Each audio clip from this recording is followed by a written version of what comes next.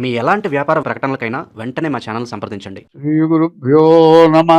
హరి ఓం. శ్రీ మహాగణాధిపతయే నమ. హరి ఓం.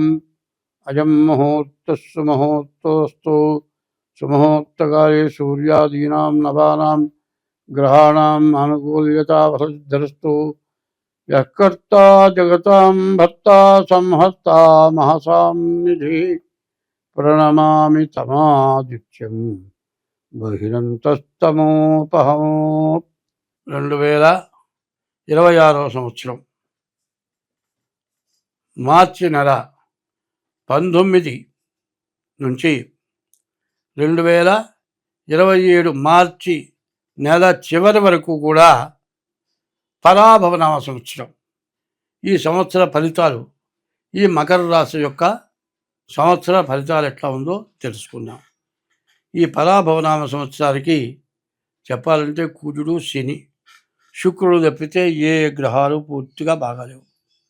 తర్వాత ఈ రాశి వాళ్ళ పరిస్థితి ఏమిటా అంటే, మరి గురువు 6ంట ఉన్నాడు. మరి సరిగ్గా 3 గ్రహాలు కుజుడు, శని, శుక్రుడు తప్పితే ఏ గ్రహాలు బాగాలేవు. పైన పాపగ్రహాలు మరి రవి, మరి గురువు, రాహువు, కేతువు, ఈ 3 గ్రహాలు, బుధుడు, ఈ 4 గ్రహాలు పూర్తిగా చెడుగా ఉన్నాయి. కాబట్టి వీటిని తప్పించుకొని ముందుకు వెళ్ళటం చాలా కష్టం. కాబట్టి ఈ రాశి వాళ్ళు ప్రతి రూపాయి జాగ్రత్తగా వాడుకోండి. ఎక్కడికన్నా వెళ్ళేటప్పుడు ప్రయాణాలు అనవసరమైన అధికమైన ప్రయాణాలు చేయవద్దు. అట్లా చేస్తే మాత్రం మీరు చాలా ఇబ్బందులు, చాలా నష్టాలు పడతారు.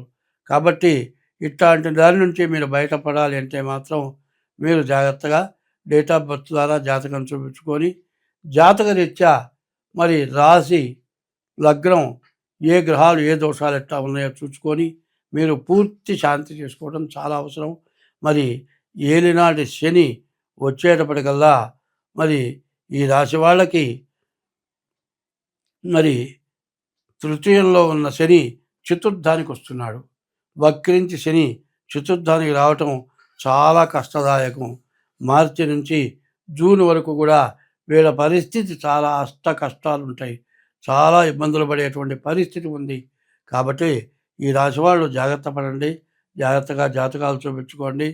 మీ నుంచి ఎవరికి, ఏ జీవరాశికి అపకారం జరగకుండా ఎప్పుడూ దైవ ప్రార్థన చేయండి.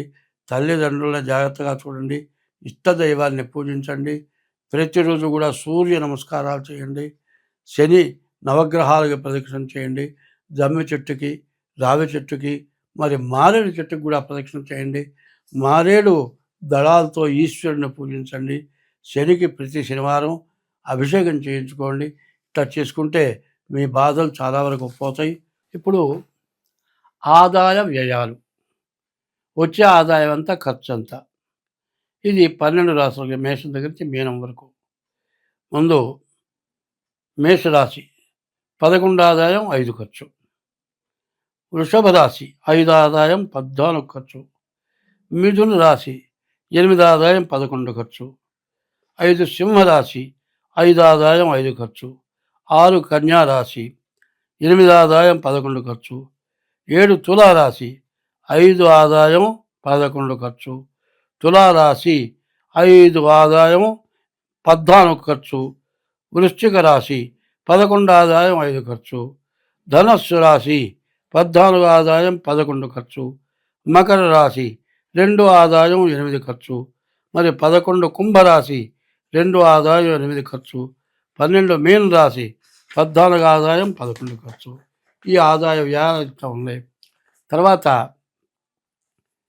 ఈ మేషం దగ్గర నుంచి మీనం వరకు ఈ 12 రాశుల వాళ్ళు ఎవరు మంచిగా పూజింపబడతారు, ఎవరు ద్వేషం చేత వంచింపబడతారు.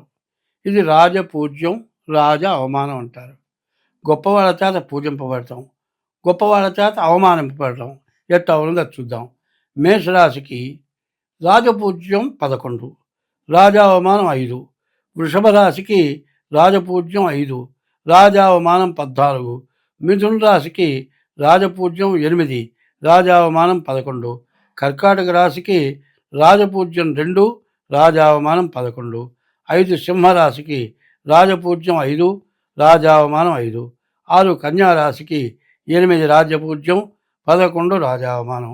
7 తులారాశికి 5 రాజపూజ్యం, 14 రాజావమానం. 8 వృశ్చిక రాశికి 11 రాజపూజ్యం, మరి 5 రాజావమానం. ధనస్సు రాశికి 14 రాజపూజ్యం, 11 రాజావమానం. మకర రాశికి 2 రాజపూజ్యం, 8 రాజావమానం. మరి కుంభరాశికి 2 రాజపూజ్యం, 8 రాజావమానం. మీనరాశికి 14 రాజపూజ్యం, 11 రాజావమానం. ఇది ఇట్లా ఉంది. ఇక తర్వాత మనం ఏం చేయాలి? ఇప్పుడు ఈ మార్చి నెల 20 నుంచి ఏప్రిల్ 20 వరకు కూడా మరి ఈ సంవత్సరం మొత్తం స్వస్తి.